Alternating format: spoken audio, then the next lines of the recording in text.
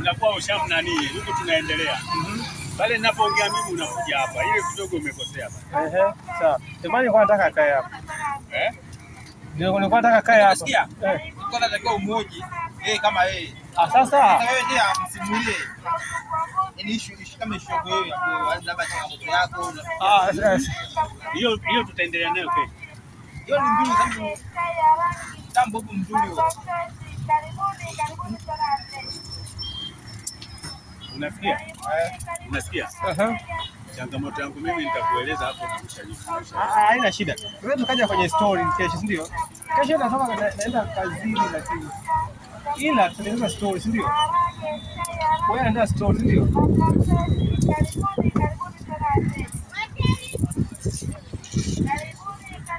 Haya unayoona ni mazingira ya Kimarasuka hapo. Ile barabara ni barabara kuu ya kwenda mikoani. Magari yanapopita pale inatokea jijini Dar es Salaam kwenda mikoani, mkoa wa Morogoro, mkoa wa Dodoma, Arusha, Mwanza. Hiyo barabara inaenda mpaka Nairobi. Hivi barabara ni mpaka Afrika Kusini. Hii barabara ni mpaka Afrika Kusini. Mpaka South Africa hiyo barabara. Ni barabara kubwa sana. Haya mazingira yetu haya ya Kimarasuka, na hili ndio soko letu tunaloliona pale. Hili soko bwana linahudumia, unaweza tukasema ni asilimia ngapi ya watu wa Suka wa Kimara? Hili soko watu wengi, kwa asilimia kubwa watu wa Suka wanapata mahitaji yake hapo. Wana kwenye wajasiriamali wadogo wadogo hawa wanalisha watu. Kwa soko la kulipongeza kabisa. Hatuendi mabibo kwa wao. Tumeishia hapa. Ukitaka nyama, ukitaka mboga mboga, ukitaka kila kitu unapata. Lakini inastahili sifa ile soko kweli.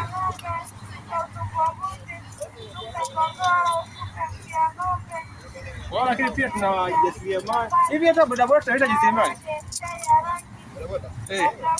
Jasiriamali?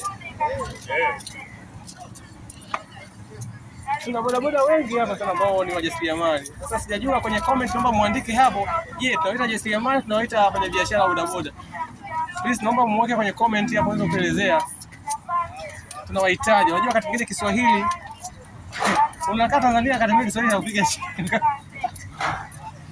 Au unasemaje hivyo? Au unajua Kiswahili vizuri chote? Au ni masafirishaji hao. Wanasafirisha nini? Abiria kutoka kimoja kwenda kitu kingine. Kwa na hapo daladala ni maafisa usafirishaji pia. Wote wanasafirisha abiria.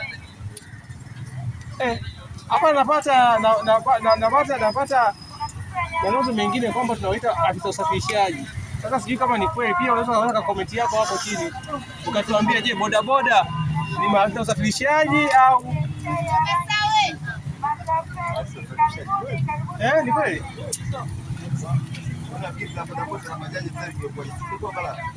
Kwa nini kwa sawa? Basi. Issue ni lugha. Je, ni afisa usafirishaji au ni bodaboda? Sasa ni hivi tuangalie, ni afisa usafirishaji au ni bodaboda? Manake lakini neno bodaboda ni neno geni. Hiyo. Hii bodaboda neno geni sio neno rasmi. Bodaboda limekuja mwaka gani? Neno bodaboda limetokana na nini? Bodaboda sio Kiswahili sahihi. Unasikia? Kiswahili ambacho imepachikwa tu lakini kikahalalishwa. Unasikia? Unapozungumza bodaboda, manake hata mimi naweza nikawa na bodaboda. Sina nakatisha shortcut. Nakula boda hii. Yaani neno bodaboda limetokana na nini kama unasema? Neno bodaboda. Boda ni njia ya shortcut. Kwa maana walikuwa wanapenda kukatisha shortcut. Nakula boda inakatisha shortcut. Au ni njia nyembamba ambayo haipiti gari yenye upana mkubwa. Okay. Hapo tunajaribu kufafanua neno bodaboda limetokana na nini. Tunaambiwa bodaboda ni kwamba hawa watu walikuwa wanapenda kukatisha shortcut, kurahisisha. Kwa hiyo bodaboda imetokana na neno shortcut. Sasa na wewe pia unaweza kaweka comment yako hapa tuweze kujua bodaboda ni neno rasmi au si neno rasmi na limetokana na nini.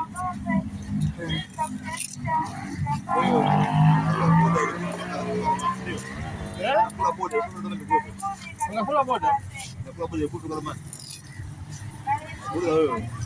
Boda ni kutoka Ramani boda. Kula boda hii. Boda, neno boda lilianza Kenya, kilifanya sikia kwamba boda wale wanakula boda. Kwa sababu ya mpaka. Kwa sababu ya mpaka. Boda ni pale kwa mpaka boda. Sasa baada ya kuja pikipiki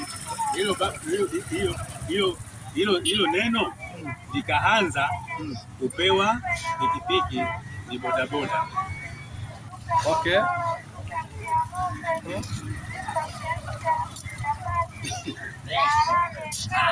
Bwana tunakula miwa hapa ya jamaa yetu tumenunua, tunaunga mkono. Sawa, ni vizuri tu. Tunafurahisha midomo. Kwa hiyo tumeshapata neno bodaboda. Tuna wataalamu wanatuambia bodaboda labda kule boda kule Kenya na Tanzania, sio? Halo, wewe unaendaga Kariakoo? Naendaga na ndio sehemu yangu ya kazi. Sasa mimi si nimekulia kule Kariakoo. Umekulia kule? Kariakoo ni kubwa. Niko na miaka 10 na kuendelea. Mnazi mmoja. Mnazi mmoja kule. Kitumbini ile. Hivi Kitumbini ni sehemu ya Kariakoo? Kuna msikiti. Kitumbini ile iko upande wa Posta bwana. Unajua ule mpaka wa nani ile? Issue bwana, issue ni mitaa. Bilititi Mohamed unaijua? Yaani katika mitaa wewe ndio unaojua, lakini mimi mitaa bwana mjini je? Unanichanganya sana. Mimi kujua mitaa. Kujua mitaa? Naweza kaa napita hapo lakini ukariri mtaa unaona lakini kuna rafiki yangu mmoja na kariri mtaa kweli. Yaani watu wananiambia, mbona unaenda kila siku Kariakoo? Niliwaeleza kwamba mimi ni mzawa wa kule. Lazima niende. Okay. Wote wasaibu wale ni wageni pale. Mimi ndio mwenyeji. Wenyeji wachache sana. Sasa hivi wameenda watu wengi. Mpaka kila aina ya kabila wapo. Lakini kulikuwa na Wahindi wengi kwa kipindi cha nyuma. Okay. Sawa. Pale Mnazi Mmoja pale. Garden ile garden. Unajua ile garden kila mtu anapumzika. Napajua pale. Pale palikuwepo nyuma yake kwa upande huko kulikuwepo na magari ya kusafiri yanaenda mikoani. Okay. Sawa. Na watu wao ndio wakati wa Ubungo. Huu ni wakati wa jioni. Jioni tunapenda kuja kukaa hapa. Tunafuna miwa, tunabadilishana mawazo, tunapiga story. Na story nyingi waga ni mchanganyiko. Mada hii inakuja. Kwa hiyo siku inaenda. Siku inaenda vizuri bila kuwa na stress.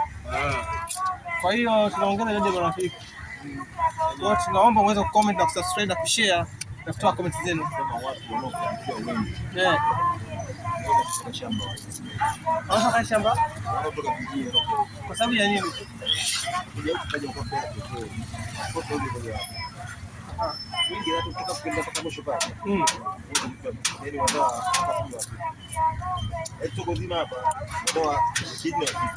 Kwa sababu unajua nini? Watu wa shamba hawaoni aibu kufanya chochote, sio? Cha halali, kufanya kazi ngumu, kutafuta haoni aibu. Lakini watu wa mjini wengi wanaona aibu. Na uvivu sijui ni aibu. Kujifanya wanajua na aibu. Wewe hivyo umetoka wapi? Yaani kwani kabisa ni wapi?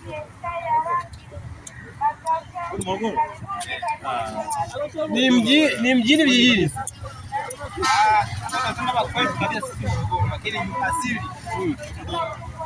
Kijijini au mjini?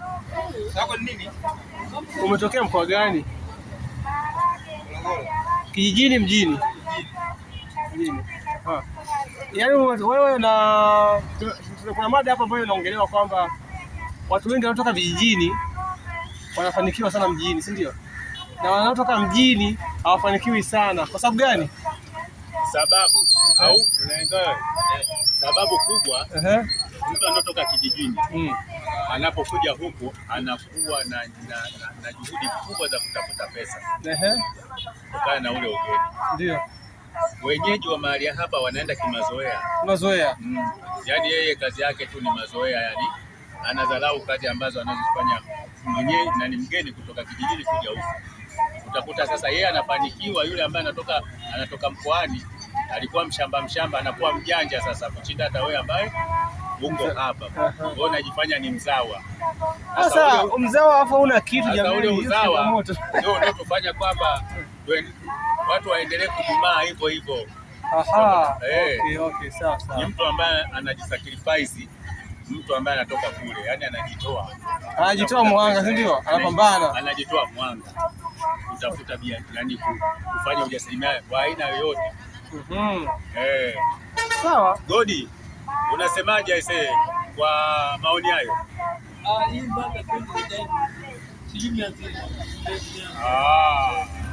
Kwa hiyo ndio hivyo. Okay. Kwa maana kama alivyosema Amba, asilimia sema tunaweza tukasema 95 hata 90 au 95. Watu wanaotoka mikoani ndio wanakuja huku kufanikiwa. Sasa haya magari mnayosikia ni kwa sababu ya magari yanapita hapo nyuma, kwa hiyo usijali, niko karibu na barabara. Kwa hiyo video yetu ya leo itaishia hapo, na kisha tutaendelea na video nyingine siku nyingine. Karibuni sana, muweze kutoa comment, muweze kusubscribe na muweze kushare. Asante sana. Asante.